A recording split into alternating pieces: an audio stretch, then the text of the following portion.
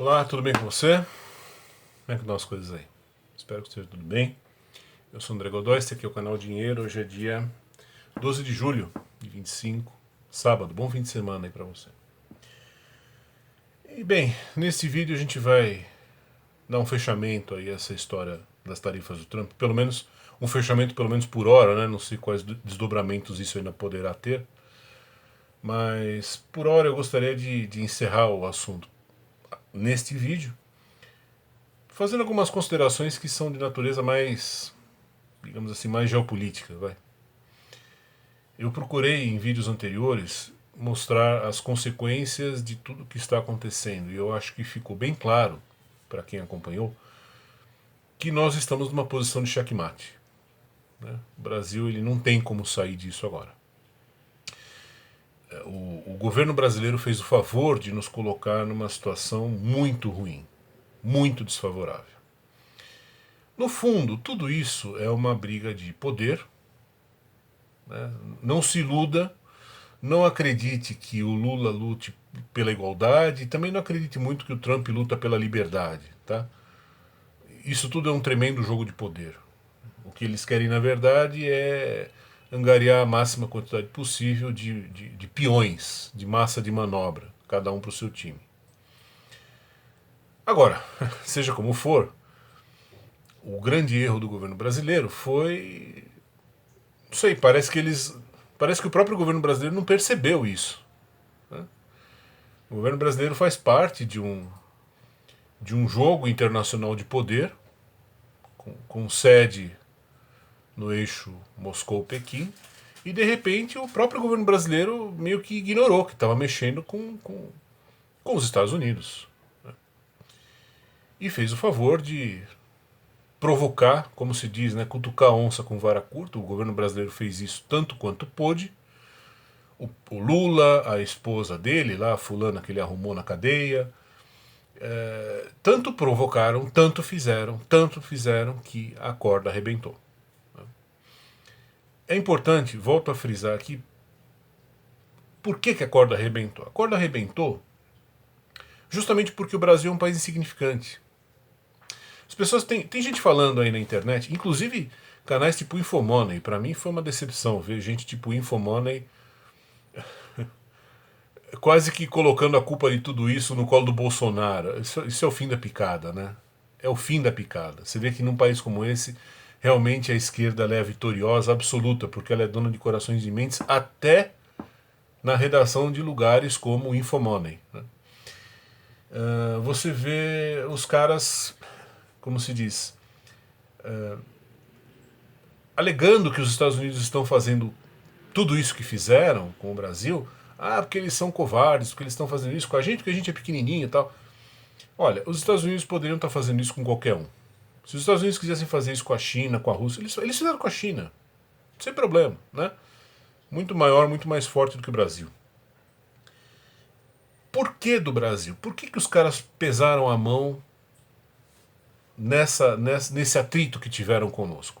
Justamente porque nós somos talvez uma das mais insignificantes províncias do Império Americano. É um império. Não vamos ser bobinhos aqui. Não, uma democracia, liberdade. Não.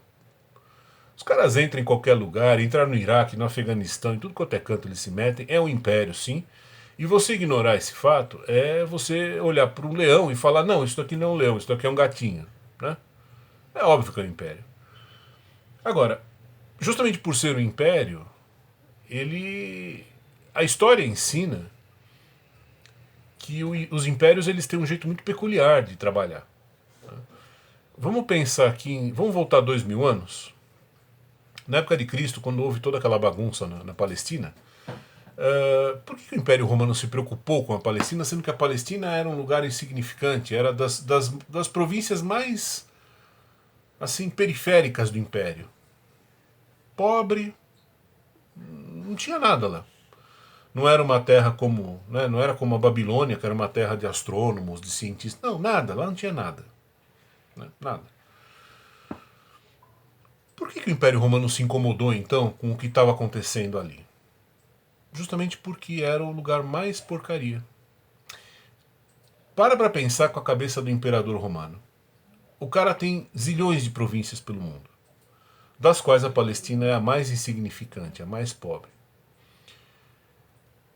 Se o Império Romano, se a sede do Império permite que a Palestina se levante, se liberte ou faça qualquer coisa, você concorda comigo que isso abre um precedente para que províncias maiores e mais fortes também queiram reivindicar a sua liberdade, ou o seu espaço natural, ou a besteira que for?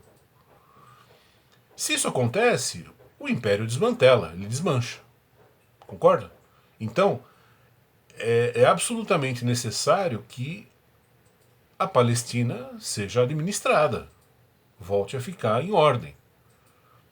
Justamente por quê? Porque se ela conseguir, ela vai servir como um péssimo exemplo para províncias maiores e mais fortes. E os Estados Unidos agiram exatamente assim com a gente. Eles simplesmente estão cuidando do que é deles. Eles estão tomando as medidas necessárias, usando o Brasil como exemplo, para que outros países maiores e mais fortes do que nós não se animem a querer fazer gracinha. Porque aí sim a situação poderia ficar fora de controle para Washington. Né? Então eles estão cuidando do que é deles. Né? Não que o Brasil seja deles, o Brasil não é deles, eles não têm interesse nenhum no Brasil.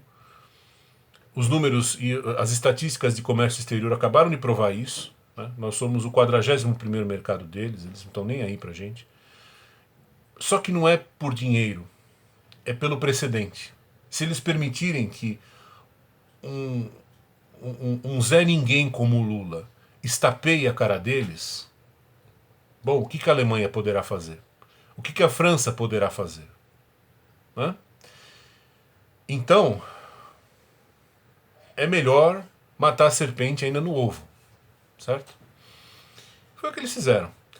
Da parte deles, portanto, eu acho que é nada mais do que aquilo que já era esperado. Os livros de história estão repletos de situações como essa.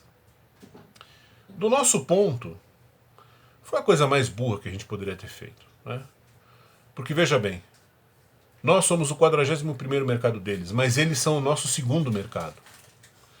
O que nós fizemos com os Estados Unidos é a mesma coisa que um dono de comércio faria se ele chegasse e brigasse com o cliente da loja dele. Imagina que você tem uma loja e entra um cliente lá, você começa a brigar com o cara. Você começa a ofender, fala besteira, fuck you, não sei o quê. É isso. Né? Quer dizer, nós somos de uma imbecilidade, de uma burrice que só realmente o QI 83 poderia explicar. Que não tem lógica. Né? É aquela tristeza do pobre metido a besta, do pobre que se acha grande coisa. O Lula, ele não percebeu que ele pôs o país na frente de uma locomotiva que estava vindo a 200 por hora, 300, 400 por hora. E ele é uma galinha no meio disso tudo. Né? Imagina uma galinha na frente de uma locomotiva a 400 por hora. É isso. Foi o que aconteceu. Não era necessário. Não precisava ter feito isso. A coisa não precisava ter acontecido desse jeito. Porque agora, o que acontece? Como eu mostrei nos vídeos em que nós fizemos contas na lousa, voltar ao nosso ponto de, entre aspas, equilíbrio anterior vai ser muito difícil. Porque você já desarranjou uma série de coisas na cadeia produtiva. Você deve ter visto aí esses dias uma notícia de que tem não sei quantos containers de peixe no porto esperando para embarcar para os Estados Unidos que não vai mais embarcar. Aquilo lá vai... Ou aquilo vai ter que ser vendido a preço de nada nas ruas do Brasil, ou aquilo simplesmente vai para o lixo. Né? Agora, os produtores desses peixes, você acha que eles continuarão produzindo a mesma quantidade que produziram até hoje? É claro que não. Então, esse desarranjo, isso é uma coisa que é como se fosse uma confiança que se quebra. Né? Isso não tem muito como consertar. Isso é um negócio que, para voltar a ser mais ou menos normal, vai demorar muito tempo. Por quê? Porque os agentes econômicos brasileiros perderam a fé. E com razão. Né? Com razão. Também, assim, não estou morrendo de pena deles, tá? Porque eu não sei quantos deles fizeram L, eu não sei. Muitos desses daí fizeram, né? Mas o fato é que, pondo a política de lado e pensando só na economia, o fato é que eles não vão se dispor prontamente a produzir como produziam antes. Eles vão ter que demitir pessoas. E no Brasil, tudo isso tem um custo. Essas empresas vão demitir gente, isso vai ter um custo, essas empresas vão ficar descapitalizadas, porque vão ter que arcar com esse custo. Então, recontratar pessoas não vai ser uma coisa tão fácil. Por quê? Porque essas empresas estarão com o cofre no nível mais baixo.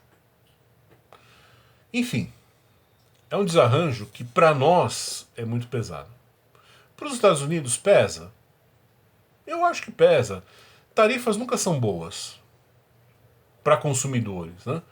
Então, mas pesa de uma maneira muito infinitesimal, né? Pesa assim, vai ter um nova-iorquino que vai falar, nossa, que saudade do café do Brasil. É isso. Para eles vai ser o impacto, a dor vai ser muito menor do que para nós. Como conserta isso? Não conserta. De novo, assista aos vídeos que eu fiz ontem. Você vai ver, são vídeos em que eu estou na frente de uma lousa azul. E você vai ver que não tem o que consertar, já foi.